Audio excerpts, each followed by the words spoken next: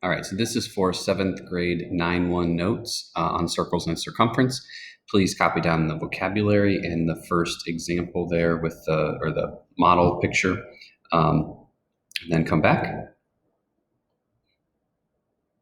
Okay, now that you have that copied down, sorry if there's a little noise. I'm at school, so music room is right below me, so hopefully it doesn't interfere too much. So if you look at this, right, the diameter is the whole distance across the circle.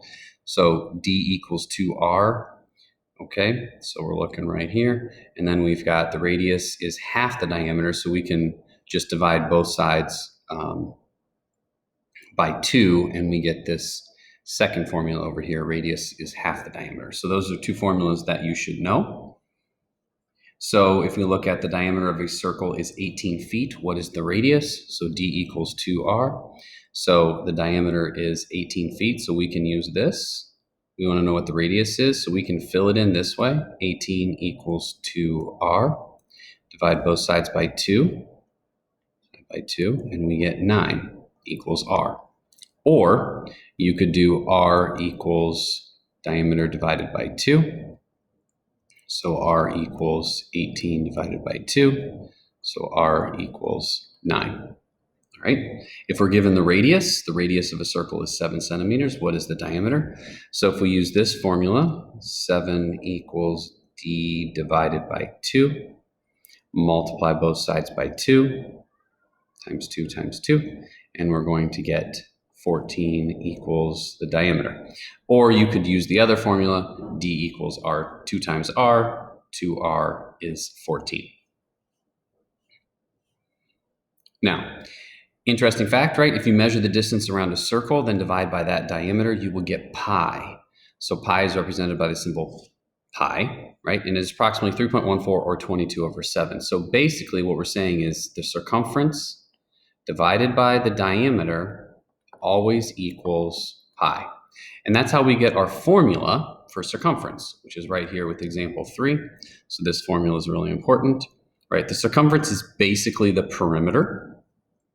So we need the circumference of this circle. So C equals pi times diameter. So we're given the diameter, which is 14.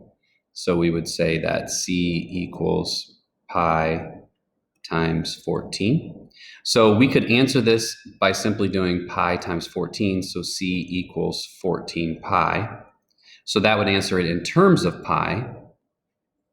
Or we could also actually put in 3.14. So C equals 3.14 times 14. And if we do that multiplication, we get 43 and 96 hundredths. So that would be our circumference, or the distance around. So try example 4 on your own. So hopefully you took some time to figure out number 4 on your own. One thing to note on big ideas, if they ask you to use 22 over 7, then you might want to use a fraction for your answer as well. All right, finally, what is the perimeter of the semicircular region? So when you're looking at this, you would still think about C equals pi times diameter. So C equals pi times diameter, except we only want the semicircle, so we want half of that. So we're going to figure that out. So C equals, we're just going to use 3.14.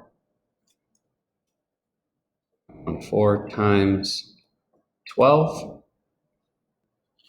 So the circumference is going to end up being 37.68.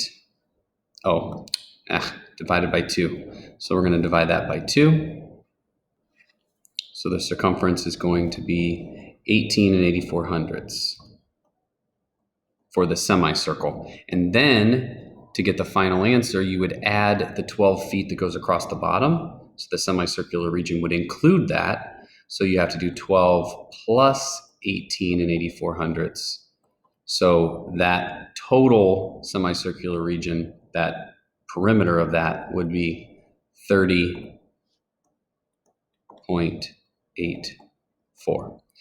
Okay, go ahead and try this last example over here on your own. And so hopefully with that one, you got 20 and 56 hundredths. Hope it helps.